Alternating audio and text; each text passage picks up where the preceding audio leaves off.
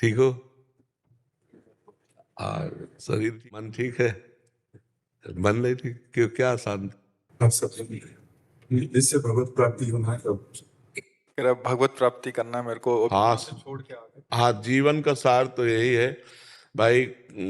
ये सच्ची मानिए, प्रदर्शन के द्वारा अर्थ की प्राप्ति और नाम हो सकता है, लेकिन आप भगवान व्यर्थ हो जाएगा। मतलब जैसे भजन नहीं किया तो फिर ये नाम कीर्ति कितने दिन रहेगी? संसार कितने दिन याद? रामकृष्ण को याद नहीं करना चाहता तो और किसको याद करेगा?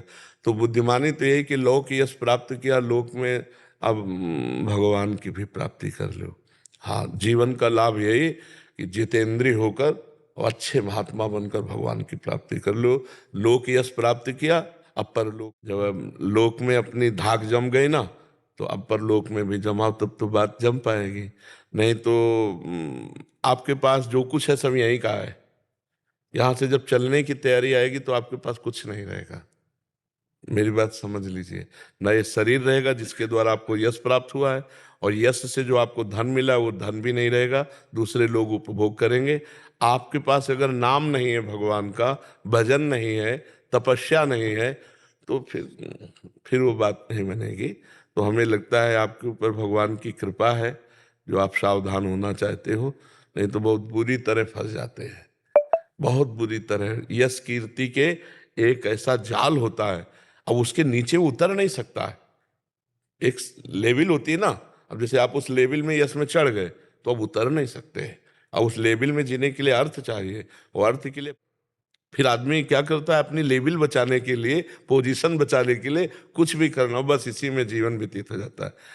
धीरे धीरे अवस्था कम होती चली जाएगी, वृद्धावस्था, अब शरीर ही भारी पड़ जाएगा। तो हम ये कहते हैं कि नाशवान शरीर है, आज नहीं तो कल धोखा दे जाएगा। तो इसलिए अभी स्वस्थ हो आप, अभी जो चाहो कर सकते हो, तो आराम से भजन में लगो। कमा कर अगर इतना हो गया हो कि आप एक वास खरीद सकते हो, आप खा पी सकते हो, तो भारत में कहीं भी रहो, खूब नाम जप करो। नाम जप से सब मंगल हो जाएगा, धीरे धीरे मन बदल जाएगा। और हम कहते हैं मन बहुत बढ़िया तुम्हारा है, इतने बड़े भोग विलासिता के बीच में रहकर भी तुम्हारे मन में अभी इतनी जगह है कि मैं भगवत प्राप्ति करूं। और भगवान कह रहे हैं, भोगैश्वर्य प्रसक्ता नाम तया प्रहृत चेतसाम व्यवसायत्मिका बुद्धि समाधो न विधीयते। जो भोग और ईश्वर में फंस जाता है वो कभी ये नहीं सोच पाता कि मैं भगवत प्राप्ति करूं। और आपकी सोच है, इसका मतलब अभी भगवान आपको बचा रहे हैं, तो अभी निकल जाओ। नहीं, जैसे आपका यश व्याप्त है ना, जैसे आपका समाज, तो वो फिर उसी में लगा रहता है। आप निकलो, भगवान की तरफ चलो, ठीक है? और जो सहयोग चाहिए तन से, मन से, वचन से, वो हम आपको सहयोग कर रहे हैं कि आप खूब आनंदित होकर के चलो, ठीक है? जैसे तो वीर महान ऐसे बनो कि माया को परास्त करो, है ले कि सिंह की तरह दहाड़ता हुआ ऐसे। तो अब माया को पछाड़ो, है ले अभी माया के लिए पछाड़ा नहीं, माया के लिए ही तो है।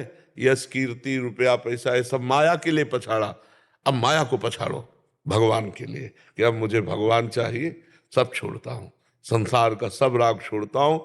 अब तो भी संत भी बनोगे ना तो वीर ही महान बनोगे। नहीं तो आप ये समझो कि भगवान की विशेष कृपा है। पैंट शर्ट में भी संत होता है। संत का मतलब थोड़ी होता है कि हमारी तरह भेष ही धारण कर ले तो संत होता है, नहीं, ऐसे भी संत होता है। आचरण, भगवत चिंतन, उद्देश्य, उसे ही संत कहते हैं। विभीषण जी राजमंत्री की पोशाक में आए थे और भगवान ने कहा, तुम सरीखे संत प्रिय मोरे, धरो देह नहीं आन नहीं हो रे। तो आप नाम जप करो, सत्संग करो और छोड़ो, क्योंकि ये शरीर धीरे धीरे ऐसे गया तो फिर ऐसे भी आएगा। तो ऐसे आने के पहले ये सब जोड़ दर्द करेंगे। मान लो आप 1 घंटा 2 घंटा व्यायाम करते हैं, जब 2 घंटा व्यायाम नहीं करेंगे तो यही शरीर दर्द करने लगेगा, यही शरीर उठना बैठना मुश्किल हो जाए। तो भजन में लग जाओ, चित्त भगवान में लगा हुआ है, तो इतना तो होगा ही कि आप खा पी सकते हो। माया को पछाड़ो, ठीक है? वीर महान वही जो माँ के गर्भ में दोबारा नाना पड़े, जो मृत्यु पर विजय प्राप्त कर ले, है नहीं?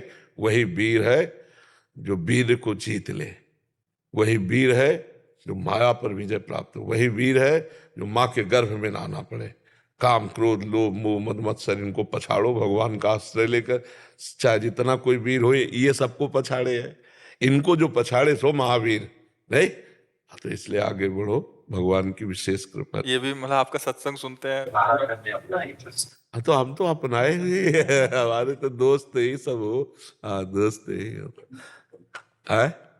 हाँ, नहीं बल है। तुम केवल हनुमान जी महाराज चुपचाप खड़े थे, तो अब पूछ रहे थे कौन समुद्र के पार जाए, कोई कहे ऐसा कोई कहे, तो जामवंत ने कहा पवन समाना का चुप साधिरा बलवाना, उठ खड़ा हो।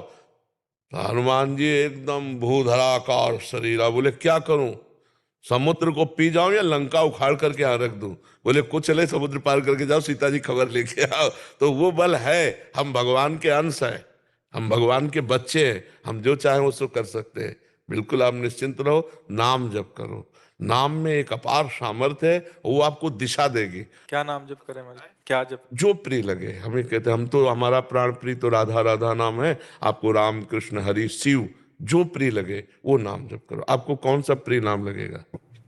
हाँ, अभी तक तो राधा राधा कर रहे हैं। हाँ, जो नाम प्रिय लगे उसी को अधिक मात्रा में जपो, बहुत इससे पावर मिलेगा आपको।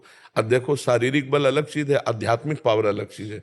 बाहर के वीरों को तो हम गोली से या भुजा से परास्त कर सकते हैं, लेकिन अंदर के वीरों को नहीं। जो अंदर अटैक करते हैं उनके लिए आध्यात्मिक ज्ञान चाहिए, और उसके लिए आध्यात्मिक बल चाहिए, वो नाम के द्वारा मिलेगा। जितना नाम जप करोगे आपको खुद महसूस होगा अंदर। ठीक है जी। हम तरंगे तेरी तुम समुंदर प्रभु, तुम ही बाहर हो तुम ही अंदर प्रभु। बस बिल्कुल बिल्कुल वही अंदर है, वही भीतर। हम सब उनकी तरंग है, वो समुद्र है। बिल्कुल हम तुम्हारे हैं सदियों से मेरे हो तुम। बिल्कुल बिल्कुल हम भूल गए, प्रभु को अपने भूल गए। वो हमारे सदियों से थे, बिल्कुल हम प्रभु के हैं, हम भूल चुके थे। बस यही बात है जी। जी, बहुत बहुत सुंदर। दंडो दंडो।